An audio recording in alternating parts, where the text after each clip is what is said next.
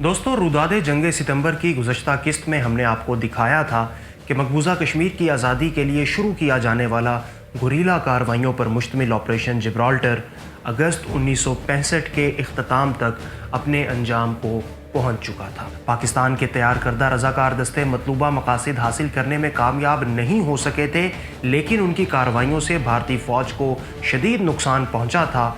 लिहाजा operation Gibraltar के रद्द-ए-अमल में भारत ने आज़ाद कश्मीर पर बाकायदा हमला कर दिया। 15 अगस्त 1965 को भारत ने कारगिल सेक्टर में 3 पाकिस्तानी पोस्टों पर कब्जा कर लिया।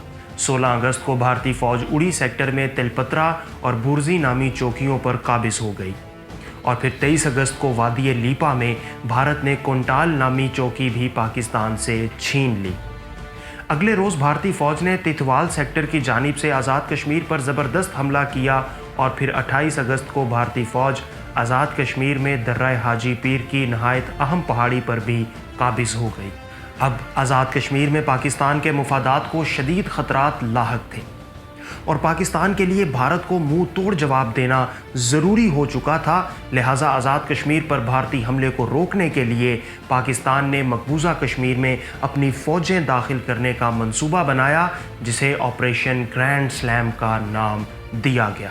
ऑपरेशन ग्रैंड स्लैम क्या था, इसके मकासद क्या थे, इसका नतीजा क्या निकला और इस ऑपरेशन के तहत भारत के लिए कौन से ख़तरात पैदा हुए। मैं हूं फ़हीम फारानी और उर्दू डाइजेस्ट की सीरीज़ रुदाद जंग सितंबर के तीसरे हिस्से में हम आपको यही सब दिखाने जा रहे हैं।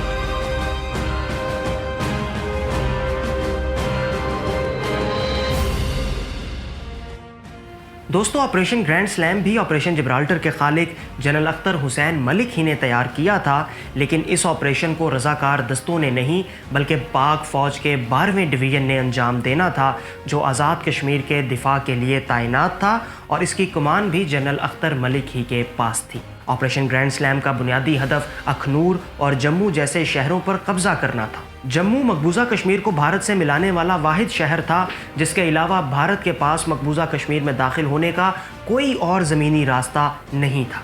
भारतीय शहर पठानकोट से आने वाली सड़क जम्मू शहर से उधमपुर की तरफ मुड़कर लद्दाख और श्रीनगर की तरफ जाती थी। इसके अलावा अखनूर, राजौरी और पूंछ की तरफ भी रास्ते यहीं से निकलते थे। लिहाजा जम्मू और अखनूर पर कब्ज़े का मतलब ये था कि पूरे जम्मू और कश्मीर में भारत का अपनी फ़ौजों से ज़मीनी राब्ता मुनक़ता हो जाता और भारतीय फ़ौज एक तरह से घेरे में आ जाती। जम्मू शहर वैसे तो पाकिस्तानी शहर सियालकोट से महज 40 किलोमीटर के फासले पर है, लेकिन ऑपरेशन ग्रैंड स्लैम के तहत ये तय किया गया कि हमला सियालकोट में आलमी सरहद की जानिब से नहीं बल्कि सीज़ फायर लाइन पार करके छंब जौड़ियाँ की जानिब से किया जाए, ताकि भारत पाकिस्तान को इंटरनेशनल बॉर्डर्स पर हमला आवर होने का इल्ज़ाम ना दे सके। इसकी एक दूसरी वजह यह भी थी कि ऑपरेशन जिब्राल्टर के तहत मेजर मुनव्वर खान की क़यादत में गज़नवी दस्ता ना सिर्फ डटा हुआ था बल्कि उसने ज़िला राजौरी, पूंछ, रियासी और जम्मू में कई अहम मुकामात पर कब्ज़ा कर रखा था। लिहाजा आधी भारतीय फ़ौज इन रज़ाकार दस्तों से लड़ने में मसरूफ़ थी, जबकि बकिया आधी आज़ाद कश्मीर पर हमला आवर हो चुकी थी और यूं छंब जौड़ियाँ से होते हुए अखनूर तक का रास्ता पाक फ़ौज के लिए तकरीबन खाली ही पड़ा था। और जब एक मरतबा अखनूर पर कब्ज़ा हो जाता तो फिर वहाँ से सिर्फ 30 किलोमीटर दूर जम्मू शहर भी पाक फ़ौज की दस्तरस में आ जाता और जम्मू पर कब्ज़े की सूरत में भारतीय फ़ौज की सप्लाई लाइन कट कर रह जाती। 29 अगस्त 1965 को सदर अयूब खान ने ऑपरेशन ग्रैंड स्लैम की मंजूरी दे दी और 1 सितंबर 1965 की रात इसका बाकायदा आगाज़ कर दिया गया। रात 3 बजे दर्जनों पाकिस्तानी तोपों ने मकबूजा कश्मीर में भारतीय फ़ौज के ठिकानों पर 2 घंटे शदीद गोलाबारी की और फिर सुबह 5 बजे पाक फ़ौज के दस्तों ने टैंकों और हल्के तोपखाने के हमरा सीज़ फायर लाइन अबूर करके मकबूजा कश्मीर में पेश कदमी शुरू कर दी। शुरुआत में तो भारत की जानिब से ज़्यादा मुज़ाहमत ना हुई, लेकिन जब पाक फ़ौज की एक बटालियन मलगोटिया नामी चौकी के करीब पहुंची तो भारतीय टैंक नमूदार हुए, जिन्होंने पाकिस्तानी टैंकों को घेरे में लेने की कोशिश की। इसके साथ ही मलगोटियाँ और झंडा पोस्ट से गोलियों की बारिश होने लगी। बटालियन कमांडर कर्नल सरदार अहमद ने फौरी तौर पर मार्टर गोले चलाने का हुक्म दिया। मार्टर गन का दहाना खुलते ही भारतीय चौकियों पर सकूत तारी हो गया और उसके टैंकों ने भी राह फरार इख्तियार कर ली। पाकिस्तानी फ़ौज ने नहायत तेज़ी से पेशकदमी करते हुए सगेरी और चक पंडित के अलावा नग्याल नामी गांव भी कब्ज़े में ले लिया और वहां अपना बेस कैंप कायम कर लिया। नग्याल से बाएं जानिब 2 मील के फासले पर छंब, जबकि दाएं जानिब 1 मील के फासले पर मुनव्वर था। कर्नल सरदार ने पहले मुनव्वर को टारगेट बनाने का फैसला किया। उन्होंने अपने तोपखाने को मुनव्वर पर गोलाबारी करने को कहा और कैप्टन सादिक मलिक की क़यादत में एक कंपनी मुनव्वर पर हमले के लिए भेज दी, जबकि दूसरी कंपनी को दरियाए तवी के साथ साथ फैला दिया। पाक फ़ौज के इस ज़बरदस्त हमले से भारतीय फ़ौज बदहवासी के आलम में पसपा हो गई और 1 सितंबर 1965 को सुबह 10 बजे के करीब पाक फ़ौज मुनव्वर पर काबिज़ हो गई। इस मार्के में 48 भारतीय फ़ौजी भी पाकिस्तानी कैदी बने। इसके बाद हेडक्वार्टर से आने वाले अहकामात के मुताबिक कर्नल सरदार अहमद अपने दस्ते के साथ छंब की तरफ पेशकदमी करने लगे। रास्ते में मुख्तलिफ मुकामात पर उनकी भारतीय फ़ौज की टोलियों के साथ झड़पें होती रहीं। उनके पास अब बस एक ही टैंक बाकी रह गया था, जिसे रिसालदार रज़ा शाह खुद चला रहे थे। इससे कबल सुबह हमले के वक्त एक टैंक तबाह हुआ तो रिसालदार रज़ा शाह दूसरे टैंक में बैठ गए। वो टैंक दलदल में फंस गया तो वो तीसरे टैंक में आ बैठे। इसके तबाह हो जाने के बाद वो चौथे टैंक में सवार हुए, जिसका तमाम तर असलहा अभी महफूज था। रिसालदार रज़ा शाह ने बड़ी महारत के साथ टैंक चलाते हुए भारतीय फ़ौज को खूब नुकसान पहुंचाया, लिहाजा भारतीय दस्तों ने इस टैंक को अपना टारगेट बना लिया और फिर अचानक एक एंटी टैंक गन का गोला सीधा टैंक के अंदर जा गिरा, जिस पर रिसालदार रज़ा शाह शहीद हो गए। ये इस बटालियन के पहले शहीद थे और जंग के बाद उन्हें निशाने हैदर देने की सिफारिश भी की गई थी।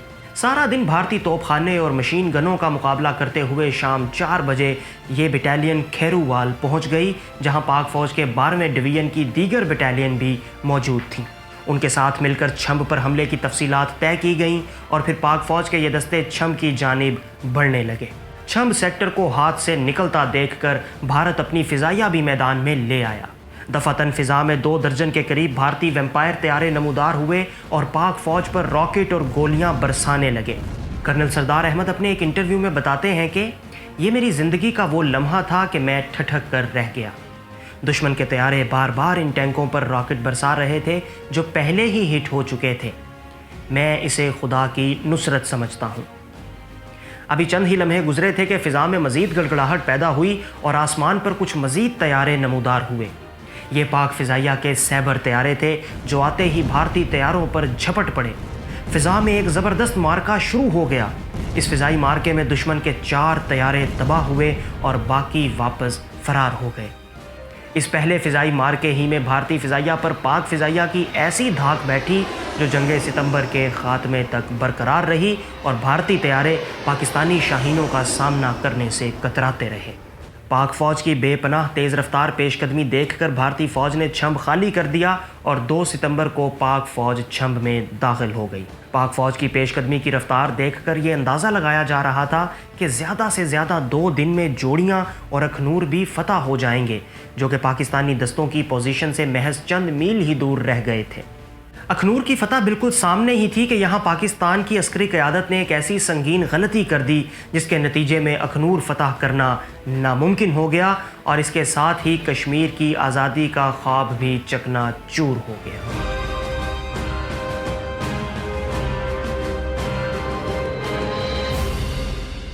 वो गलती ये थी कि कमांडर इन चीफ जनरल मूसा खान ने मकबूजा कश्मीर में लड़ने वाले पाक फ़ौज के 12वें डिवीज़न की कमान जनरल अख्तर मलिक से लेकर जनरल आगा याहिया खान के हवाले कर दी। ये वही जनरल याहिया खान थे जो बादशाह पाक फ़ौज के सरबराह और पाकिस्तान के दूसरे फ़ौजी सदर बने। जनरल याहिया ने जोड़ियाँ और अखनूर की तरफ पेशकदमी जारी रखने के बजाय छंब में मोर्चे खोदने को तरजीह दी और मज़ीद हमले अगले रोज़ के लिए मौखर कर दिए। जनरल मूसा खान ने इस नाजुक तरीन लम्हे में कमान क्यों तब्दील की? ये एक ऐसा सवाल है जिसका आज तक कोई वाज़ेह जवाब नहीं मिल सका। बाज़ अस्करी माहिरीन की राय में जनरल मूसा अखनूर की फतह का सेहरा जनरल अख्तर के बजाय जनरल याहिया खान के सर सजाना चाहते थे, जबकि दीगर का दावा है कि ऑपरेशन जिब्राल्टर की नाकामी पर सदर अयूब खान नाखुश थे, इसीलिए कमान तब्दील की गई। वजह चाहे जो भी हो, اس نازک موقع پر کمان تبدیل کرنے سے آپریشن گرینڈ سلیم پر کاری ضرب لگی اور اس کی رفتار سست پڑ گئی، بلکہ یوں کہہ لیجئے کہ تقریباً ختم ہو کر رہ گئی۔ کمان تبدیلی کی اس غلطی پر اس زمانے میں بھارتی فوج کی ویسٹرن کمانڈ کے سربراہ جنرل ہربخش سنگھ نے اپنی کتاب میں لکھا ہے کہ پاکستان کا جموں و کشمیر میں دراندازی کا پلان بہت عمدہ تھا۔ میں سمجھتا ہوں کہ اگر آپریشن گرینڈ سلیم کامیاب ہو جاتا تو یہ حقیقت میں ہم پر سلیم یعنی تھپڑ ہوتا۔ یہ تو پاکستان نے غلطی کر دی اور یوں ہمیں اپنی گھری ہوئی سپاہ کو کمک پہنچانے کا موقع مل گیا۔ بہرحال دوستو، 2 ستمبر کی صبح تک کمان تبدیل ہو چکی تھی اور کمان کی اس تبدیلی پر جو وقت لگا اس کے باعث جوڑیاں اور اخنور کی طرف پیش قدمی کرنے والے پاک فوج کے دستوں کی رفتار سست پڑ گئی اور اسی کا فائدہ اٹھاتے ہوئے بھارت نے اخنور میں اپنی دفاعی پوزیشن خاصی مستحکم بنا لی۔ اسی دوران بھارت نے اپنا 41واں بریگیڈ بھی اخنور سیکٹر میں پہنچا دیا، جس نے اخنور سے ذرا فاصلے پر ٹروٹی اور جوڑیاں میں دفاعی پوزیشنیں سنبھال لیں۔ 3 ستمبر کی شام پاک فوج نے ٹروٹی پر حملہ کیا۔ بھارت کو معلوم تھا کہ اگر پاک فوج کو ٹروٹی پر نہ روکا گیا تو پھر اخنور کا دفاع بھی مشکل میں پڑ جائے گا، کیونکہ اخنور کو جانے والی شاہراہ یہیں سے گزرتی تھی۔ لہٰذا بھارتی فوج نے ٹروٹی کے مقام پر ڈٹ کر پاک فوج کا مقابلہ کیا۔ پاک فوج نے 3 اطراف سے ٹروٹی کی جانب پیش قدمی شروع کی۔ بھارتی مشین گنوں کی فائرنگ اور ٹینکوں کی اندھا دھند گولہ باری کے باوجود پاک فوج کا ایک دستہ ٹروٹی کے عقب میں پہنچ گیا، جبکہ باقی جوان سامنے کی جانب سے گولیوں کی بوچھاڑ میں رستہ بناتے رہے۔ بھارت نے سب سے زیادہ مزاحمت ٹروٹی کے محاذ ہی پر کی، لیکن جب بھارتی فوج نے یہ دیکھا کہ پاک فوج ان کے عقب میں بھی پہنچ چکی ہے تو وہ سب کچھ چھوڑ چھاڑ کر بھاگ کھڑی ہوئی۔ 4 ستمبر کی شام 6 بجے پاک فوج کے کچھ دستوں کو دریائے چناب کے ساتھ ساتھ پیش قدمی کرنے، جبکہ دیگر دستوں کو جوڑیاں پر حملے کے احکام ملے۔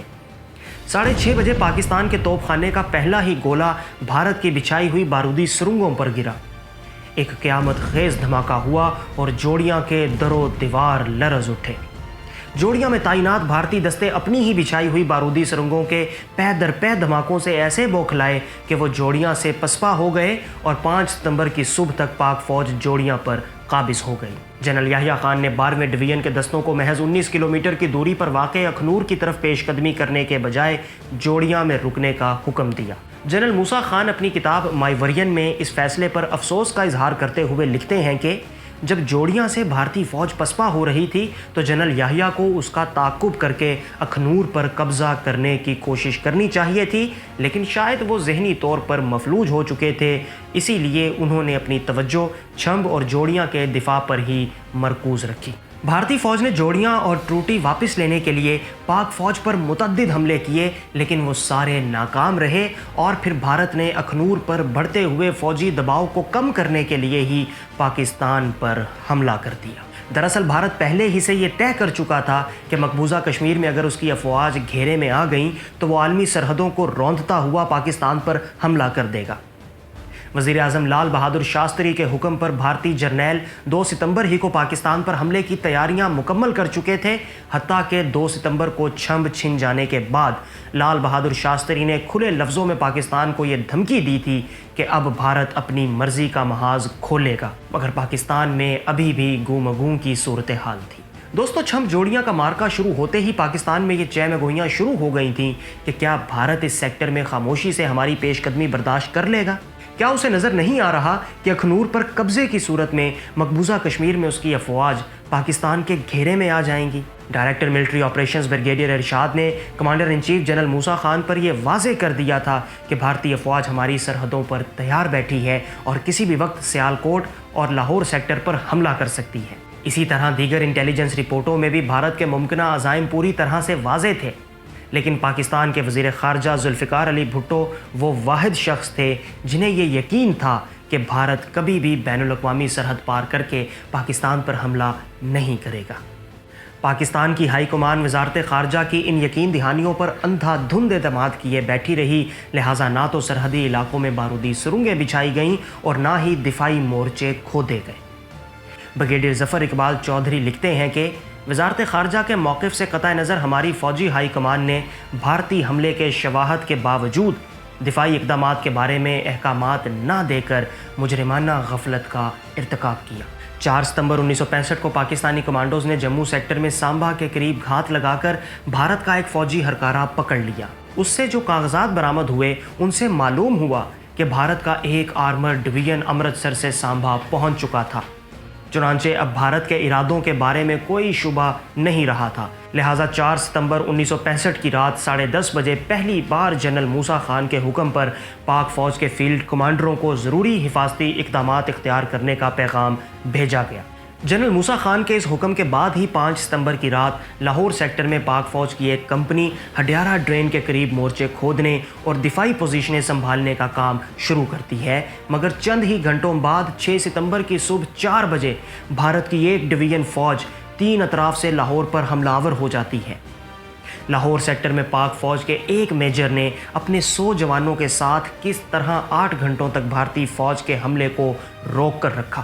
بھارتی جرنیلوں کا جم خانہ کلب لاہور میں ناشتے کا خواب پورا کیوں نہ ہو سکا اور پاک فوج کے بہادر جوانوں نے کس طرح اپنی جانوں کا نذرانہ دے کر لاہور کو بچایا، یہ سب ہم آپ کو بتائیں گے روداد جنگ ستمبر کی اگلی قسط میں۔